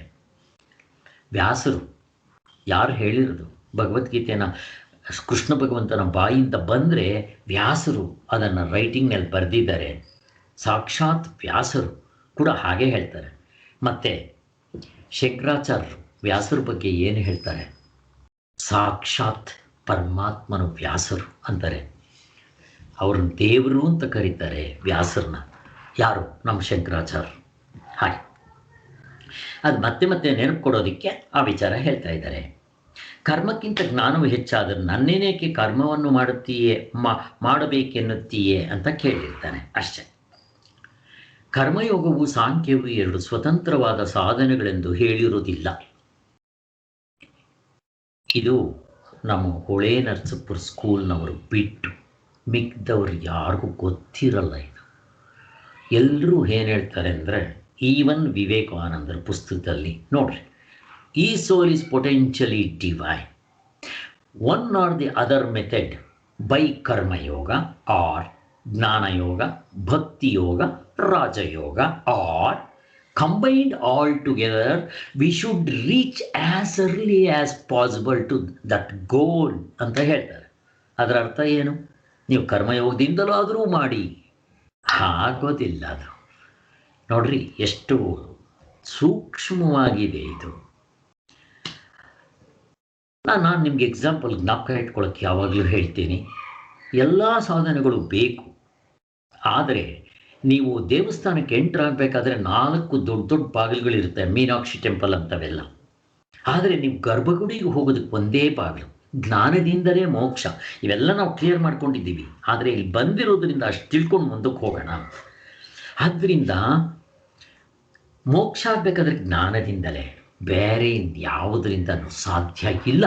ಹಾವು ಅಲ್ಲ ಅಂತ ಗೊತ್ತಾಗಬೇಕಾದ್ರೆ ನಾನೇ ಸ್ವಂತ ಅನುಭವದಲ್ಲಿ ಕಣ್ಣಾರೆ ನೋಡಬೇಕದು ಹಗ್ಗ ಅಂತ. ಆವಾಗ ನನಗೆ ಹಾವಿನ ಭಯ ಹೋಗುತ್ತೆ. ಹಾಗೆ ನಿಜವಾದ ನನ್ನ ತತ್ವ ನನಗೆ ಕಣ್ಣಲ್ಲಿ ನೋಡೋಕ್ಕೆ ಬರೋಲ್ಲ. ಮತ್ತು ಆ ಅನುಭವದಿಂದ ಕಂಡುಕೊಂಡು ಆ ಅನುಭವದಲ್ಲಿ ನಾನು ನಿಲ್ಲಬೇಕು. ನಿಂತಾಗ ಮೋಕ್ಷ. ಆವಾಗ ನನಗೆ ಪೂರ್ತಿ ಕಾಮನೆಗಳು ಕಿಂಚಿತ್ತಿರೋದಿಲ್ಲ ಅನ್ನೋದು ಹೇಳ್ತಾರೆ. ಒಟ್ಟಿನಲ್ಲಿ ಏನಾಯಿತು, ಇವು 2 ಸ್ವತಂತ್ರವಾದ ಸಾಧನೆಗಳು ಅಲ್ಲ. ಜ್ಞಾನ ಒಂದೇ ಸ್ವತಂತ್ರವಾದ ಸಾಧನೆ. ಜ್ಞಾನ ಅಂದರೆ ಯಾವುದು? ಶ್ರವಣ ಮನನ, ಭಗವದ್ಗೀತೆಯಲ್ಲಿ ಹೇಳಿರೋ 6ನೇ ಅಧ್ಯಾಯದ ಧ್ಯಾನ. ಇನ್ನು ಮಿಕ್ಕಿರೋದು ಎಲ್ಲ ಹೇಳಿರೋದು ಅದು ಧ್ಯಾನ ಯೋಗ ಅಲ್ಲ, ಕರ್ತೃತಂತ್ರವಾದ ಧ್ಯಾನ ಯೋಗ. ಬಿಟ್ಬೇಡ. ಆದರೆ ನಾವು 6ನೇ ಅಧ್ಯಾಯಕ್ಕೆ ಹೋದರೆ ನಮಗಿನ್ನೂ ಸ್ಪಷ್ಟವಾಗಿ ಧ್ಯಾನ ಅಂದರೆ ಏನು ಗೊತ್ತಾಗುತ್ತೆ. ಅಲ್ಲಿ ನೋಡೋಣ. ಕರ್ಮಯೋಗವು ನೇರಾಗಿ ಮೋಕ್ಷ ಸಾಧನವಲ್ಲ, ಸ್ಪಷ್ಟವಾಗಿ ಭಗವಂತ ಹೇಳ್ತಾನೆ. ಜ್ಞಾನಕ್ಕೆ ಅದು ಉಪಾಯ. ನಮಗೆ ಆ ವಸ್ತುತಂತ್ರ ಸಾಧನೆಗೆ ಯೋಗ್ಯತೆಯನ್ನು ತಂದು ಕೊಡುತ್ತೆ. ಮನಸ್ಸನ್ನು ಬಿಟ್ಟು ತತ್ವದಲ್ಲಿ ನಿಲ್ಲಲಿಕ್ಕೆ ಸಹಾಯ ಆಗುತ್ತೆ ಎಲ್ಲ ಕರ್ತೃತಂತ್ರ ಸಾಧನೆ. ಎಲ್ಲ ಸಾಧನೆಗಳು ಮಾಡಬೇಕು, ಬೇರೆ ಸಾಧನೆಗಳನ್ನು ವೇಸ್ಟ್ ಬಿಟ್ಬಿಡ್ಬೇಕು ಅಂತ ಎಲ್ಲೂ ಹೇಳಿಲ್ಲ. ನಾವು ಆ ಸಾಧನೆಗಳು ಮಾಡದೆ ಬರೀ ಶ್ರವಣ ಎಷ್ಟು ಜನ್ಮಗಳು ಕೇಳಿ ತತ್ವದಲ್ಲಿ ನಿಲ್ಲಕ್ಕೆ ಬರೋಲ್ಲ. ಆದ್ದರಿಂದ 3ನೇ ಅಧ್ಯಾಯದ 4ನೇ ಶ್ಲೋಕ, ನ ಕರ್ಮಣ ಮನರಾಬ್ಧನ್ ನೈಷ್ಕರ್ಮ್ಯಂ ಪುರುಷೋಷ್ಣುತೆ ನ ಚ ಸನ್ಯಾಸನಾದೇವ ಸಿದ್ಧಿಂ ಸಮದಿಚ್ಛತಿ ಅಂತ ಹೇಳ್ತಾ ಇದ್ದಾರೆ ಭಗವಂತ. ಈ ಶ್ಲೋಕದಲ್ಲಿ ಕರ್ಮಯೋಗ ಜ್ಞಾನಯೋಗಗಳ ಸಂಗಮವು ಎಲ್ಲಿ ಅನ್ನೋದನ್ನು ಸಂಗ್ರಹವಾಗಿ ತಿಳಿಸಿದ್ದಾರಂತೆ. ಆತ್ಮನು ನೋಡ್ರಿ, ಜ್ಞಾನಯೋಗದಲ್ಲಿ ಆತ್ಮನು ನಿಷ್ಕ್ರಿಯನು, ಅವನು ಕರ್ತೃಭೋಕ್ತೃವಲ್ಲ. ತುಂಬ ನ ಜಾಯತೆ ಮೀಯತೆ ವಾ ಅಂತ ಕ್ಲೀನಾಗಿ ಸ್ಪಷ್ಟವಾಗಿ ಹೇಳಿದ್ದಾರೆ. ಆದರೆ ಕರ್ಮವನ್ನು ಮಾಡ್ತಾ ಕರ್ಮವನ್ನು ಮೀರುವುದಕ್ಕೆ ಆದೀತೆ ಡೆಫಿನೆಟಾಗಿ ಆಗತ್ತೆ. ಆದರೆ ಕರ್ಮವನ್ನು ಮಾಡ್ತಾ ಕರ್ಮವನ್ನು ಮೀರಕ್ಕಾಗೋದಿಲ್ಲ. ಕರ್ಮವನ್ನು ಮಾಡ್ತಾ ಹೇಗೆ ಮಾಡಬೇಕು? ಆ ಕರ್ಮವನ್ನು ಕರ್ಮಯೋಗ ರೂಪದಲ್ಲಿ ಮಾಡಬೇಕು.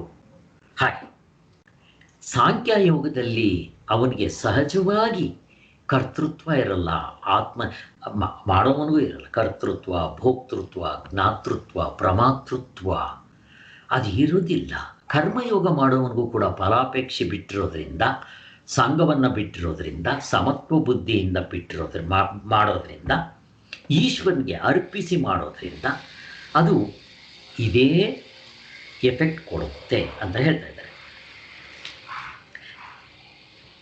ಕರ್ಮವನ್ನು ಕರ್ಮಯೋಗ ರೂಪದಲ್ಲಿ ಮಾಡಿದ್ರೆ ಮಾತ್ರ ನಾವು ಮೀರಕ್ಕೆ ಸಾಧ್ಯ ಆಗುತ್ತೆ ಅಂತ ಹೇಳ್ತಾರೆ. ಕರ್ಮವನ್ನು ಮಾಡಿ ಅದನ್ನು ಬಂಧಕವಾಗಿ ಮಾಡಿಕೊಳ್ಳೋದಕ್ಕೂ ಬರುತ್ತೆ. ನೋಡ್ರಿ, ನಾವು ಯಾವುದೇ ಕೆಲಸ ಮಾಡಲಿ ಅದನ್ನು ಬಂಧನದಿಂದ ಬಿಡುಗಡೆ ಮಾಡ್ಕೋಬಹುದು, ಇಲ್ಲ ನಾವೇ ಬಂಧನಕ್ಕೆ ಒಳಗಾಗ್ಬೋದು. ಹೇಗೆ ಬೆಂಕಿಯಿಂದ ಅಡುಗೆ ಮಾಡ್ಕೋಬಹುದು, ಮೈ ಸುಟ್ಕೋಬಹುದು, ಹಾಗೆ ನಾವು ಮಾಡೋ ಕರ್ಮವನ್ನು ಬಂಧನಕ್ಕೆ ಆಗೋಂಗೂ ಮಾಡ್ಕೋಬಹುದು. ಇವಾಗ ನಾವೆಲ್ಲ ಮಾಡ್ತಾ ಇರೋದು ಹಾಗೆ. ಅರ್ಜುನ ಅಂದ್ಕೊಂಡಿದ್ದು, ಕೆಲಸ ಮಾಡ್ತಾ ಇದ್ದಿದ್ದು ಹಾಗೆ. ಇಲ್ಲಿ ಬಂದ ಮೇಲೆ ಕೃಷ್ಣ ಭಗವಂತನ ವಿಚಾರ ಕೇಳಿಕೊಂಡು ಕರ್ಮಯೋಗ ಹೇಗೆ ಮಾಡಬೇಕು ಅನ್ನೋದು ತಿಳ್ಕೊಂಡು ಆ ರೀತಿಯಲ್ಲಿ ಯುದ್ಧ ಮಾಡ್ತಾ ಇದ್ದಾನೆ. ನಾವು ಹಾಗೆ ಕರ್ಮಯೋಗ ರೂಪದಲ್ಲಿ ಕೆಲಸ ಮಾಡಬೇಕು. ಇಲ್ಲಿ ಕರ್ಮಯೋಗ ಅಂದಿದ ತಕ್ಷಣ ನಾವು ಕೆಲವರು ಏನು ಮಾಡ್ತಾರೆ ಅಂದರೆ, ನೀವು ಮಾಡೋ ಸಾಧನೆ ಮಾತ್ರ ಕರ್ಮಯೋಗದಲ್ಲಿ ಮಾಡಿ ಅಂತಾರೆ. ಅಷ್ಟು ಮಾಡಿದ್ರೆ ಸಾಲದು. ಬೆಳಿಗ್ಗೆಯಿಂದ ರಾತ್ರಿವರೆಗೂ ನಿಮ್ಮ ಲೌಕಿಕ, ವೈದಿಕ, ಪಾರಮಾರ್ಥಿಕ ಏನೇ ಮಾಡಿ ಕರ್ಮಯೋಗ ರೂಪದಲ್ಲಿ ಮಾಡಬೇಕು. ಇದು ಜಪ ಮಾಡ್ತೀರಾ, ಕರ್ಮಯೋಗ ರೂಪದಲ್ಲಿ ಮಾಡಬೇಕು. ಪೂಜೆ ಮಾಡ್ತೀರಾ, ಕರ್ಮಯೋಗ. ದಾನ, ಧರ್ಮ, ಜಪ, ತಪ, ವ್ರತ, ನಿಯಮ, ಉಪವಾಸ, ಗಂಗಾ ಸ್ನಾನ ಮತ್ತು ಯಾತ್ರೆ ಏನು ಬೇಕಾದರೂ ಮಾಡಿ ಕರ್ಮಯೋಗದಲ್ಲಿ ಮಾಡಬೇಕು. ಅದಕ್ಕೆ ಬ್ರಾಡಾಗಿ ಹೇಳಬೇಕು ಅಂತಂದರೆ, ಲೌಕಿಕ ನನ್ನ ಹೆಂಡತಿ ಮಕ್ಕಳನ್ನ ಸಾಕೋದು, ಮನೆ ಕೆಲಸ, ಅದನ್ನು ವೈದಿಕ ಕರ್ಮಕಾಂಡದಲ್ಲಿ ಹೇಳೋದು, ಸ್ವರ್ಗಕ್ಕೋಸ್ಕರ ನಾವು ಮಾಡೋದು. ಈ ಕರ್ಮಕಾಂಡದಲ್ಲಿ ಮಾಡೋದು ಹೇಳೋದು ಯಾರೂ ಮಾಡಲ್ಲ. ಅದಕ್ಕೆ ನಾವು ಪುರಾಣದಲ್ಲಿ ಹೇಳಿರೋದನ್ನು ಸೇರಿಸ್ಕೊಂಡ್ಬಿಡ್ಬೇಕು. ಅದು ಯಾವುದು ಪುರಾಣದಲ್ಲಿ ಹೇಳೋದು? ದಾನ, ಧರ್ಮ, ಯಾಗ, ಯಜ್ಞ, ಹೋಮ. ಈಗೆಲ್ಲ ಯಾಗ, ಯಜ್ಞ, ಹೋಮಗಳು ಸುಲಭ, ಅವು ಮಾಡೋದು ಕಷ್ಟ. ಅದು ಸಿಂಪಲ್ ಹೋಮಗಳು ಅವು ಇವು. ಮತ್ತು ದಾನ, ಧರ್ಮ, ಜಪ, ತಪ, ವ್ರತ, ನಿಯಮ ಇವೆಲ್ಲ ಪುರಾಣಗಳಲ್ಲಿ ಹೇಳೋದು. ಯಾತ್ರೆ ಇಂಥವನ್ನೆಲ್ಲಾದರೂ ಕರ್ಮಯೋಗದಲ್ಲಿ ಮಾಡಬೇಕು. ಇನ್ನು ಪಾರಮಾರ್ಥಿಕ ಅಂತಂದಿದ ತಕ್ಷಣ ನನಗೆ ಮೋಕ್ಷಕ್ಕೋಸ್ಕರ ಮಾಡೋ ಸಾಧನೆಗಳು ಕೂಡ ಎಲ್ಲವೂ ಕರ್ಮಯೋಗದಲ್ಲಿ ಮಾಡಬೇಕು ಅಂತ ಭಗವಂತ ಹೇಳ್ತಾ ಇದ್ದಾನೆ. ಅದನ್ನು ಕರ್ಮವನ್ನು ಮೀರುವುದಕ್ಕೆ ಉಪಾಯವನ್ನಾಗಿ ಮಾಡಿಕೊಳ್ಳುವುದಕ್ಕೂ ಬರುತ್ತೆ. ಆದ್ದರಿಂದ ಭಗವಂತನು ಅರ್ಜುನನಿಗೆ ಕರ್ಮವನ್ನು ಬಿಡಬೇಡ, ಆದರೆ ಅದನ್ನು ಹೇಗೆ ಮಾಡಬೇಕು? ಸರಿಯಾಗಿ ಮಾಡಿ ಜ್ಞಾನ ನಿಷ್ಠೆಯನ್ನು ಸಂಪಾದಿಸ್ಕೊಳ್ಳೋದಕ್ಕೆ ಪ್ರಯತ್ನ ಮಾಡಬೇಕು. ನನಗೆ ವಸ್ತುತಂತ್ರ ಸಾಧನೆಯಲ್ಲಿ ನಿಲ್ಲದಿಕ್ಕೆ ನನಗೆ ಅರ್ಹತೆ ಬರೋಂಗ್ ಮಾಡ್ಕೋಬೇಕು ಅಂತ ಭಗವಂತ ಹೇಳ್ತಾರೆ. ನಾನು ಕರ್ಮವನ್ನು ಮಾಡುವುದೇ ಇಲ್ಲ, ಅದನ್ನು ಪ್ರಾರಂಭಿಸಿದ್ರಲ್ವ ನನಗೆ ಬಂಧನ ಆಗೋದು. ಇದು ಇನ್ನೊಂದು ಹಂಗೆ ಯೋಚನೆ ಮಾಡಬಾರ್ದು. ಸ್ವಾಮಿ ನೀವೇನು ಹೇಳ್ತೀರಾ ಸ್ವಾಮಿ, ನಾನೇನಾದರೂ ಬೈ ಚಾನ್ಸ್ ಕರ್ಮ ಮಾಡಿದ್ರೆ ನಾನು ಬಂಧನಕ್ಕೆ ಒಳಗಾಗ್ತೀನಿ, ಒಂದು ಕೆಲಸ ಮಾಡ್ತೀನಿ ಸ್ವಾಮಿ, ಕೆಲಸನೇ ಮಾಡಲ್ಲ ಅಂತ ಹೇಳ್ತಾರೆ ಕೆಲವರು. ಹೊಂದೋದಿಲ್ಲ. ಯಾಕೆ ಗೊತ್ತಾ, ಕೆಲಸ ಮಾಡೋದಿಲ್ಲ ಅಂತ ನಾವು ಸುಮ್ಮನೆ ಕೂತಿದ್ರೂ ಮಾತಾಡೋದಿಲ್ವ? ಇಲ್ಲಿ ಕೆಲಸ ಕ್ರಿಯೆ ಅಂದರೆ ಏನು ಹೇಳಿದ್ದಾರೆ ನಮಗೆ ಗೊತ್ತು. ನೀವು 3 ಹೇಗೆ ಬೇಕಾದರೂ ಮಾಡಿ, ಕ್ರಿಯೆ ಕಾಯ ವಾಚ ಮನಸ. ಕೈ ಕಾಲುಗಳಲ್ಲಿ ಏನಾದರೂ ಕೆಲಸ ಮಾಡಿ ಕ್ರಿಯೆ, ಬಾಯಿನಲ್ಲಿ ಮಾತಾಡಿ ಕ್ರಿಯೆ, ಒಳ್ಳೇದಾಗಲಿ ಕೆಟ್ಟದ್ದಾಗಲಿ ಕ್ರಿಯೆ, ಮನಸ್ಸು ಒಳ್ಳೆಯ ಯೋಚನೆ ಕೆಟ್ಟ ಯೋಚನೆ ಕ್ರಿಯೆ. ಈಗ ಇವನೇನು ಕೆಲಸ ಮಾಡಲ್ಲ ಅಂತಂದರೆ ಅವನು ಸುಮ್ಮನೆ ಕೂತಿರ್ತಾನೆ ಅಂತ ಇಟ್ಕೋಣ, ಅವನು ಬಾಯಿನಲ್ಲಿ ಮಾತಾಡ್ತಾ ಇದ್ದರೆ ಅದು ಕೆಲಸ ಆಗುತ್ತೆ. ಆಯ್ತಪ್ಪ, ಸುಮ್ಮನೆ ಕೂತಿದ್ದಾನೆ, ಬಾಯಿನಲ್ಲಿ ಮಾತಾಡ್ತಾನೂ ಇಲ್ಲ, ಬೇರೆಯವ್ರು ಏನು ಹೇಳ್ತಾರೆ, ಅವನು ಸುಮ್ಮನೆ ಕೂತಿದ್ದಾನೆ ಅಂತ ಹೇಳ್ತಾರೆ. ಅವನ ಮನಸ್ಸು ಏನು ಯೋಚನೆ ಮಾಡ್ತಾ ಇದೆಯೋ ಗೊತ್ತೇನೋ, ಎಷ್ಟು ಯೋಚನೆ ಮಾಡ್ತಾ ಇರ್ತಾರೆ. ಮನಸ್ಸು ಸುಮ್ಮನೆ ಇರೋಕ್ಕೆ ಬರುತ್ತಾ? ಆದ್ದರಿಂದ ಹಾಗೆ ಕೂತ್ಕೊಳ್ಳೋಕೆ ಬರಲ್ಲ. ಒಂದು, ಹುಟ್ಟಿದಾಗಲಿಂದ ಸಾಯುವವರೆಗೂ ಮನುಷ್ಯ ತನ್ನ ಲೌಕಿಕ ಕರ್ಮಕ್ಕಾದರೂ, ಹೊಟ್ಟೆ ಪಾಡಿಗೆ ರೋಟಿ ಕಪಡ ಮಕ್ಕಾನ್ಗಾದರೂ ದುಡಿಲೇಬೇಕು, ಕೆಲಸ ಮಾಡಲೇಬೇಕು. ಯಾರು ಸುಮ್ಮನೆ ಕೂತ್ಕೊಳ್ಳೋಕ್ಕಾಗತ್ತೆ ಹೇಳ್ರಿ?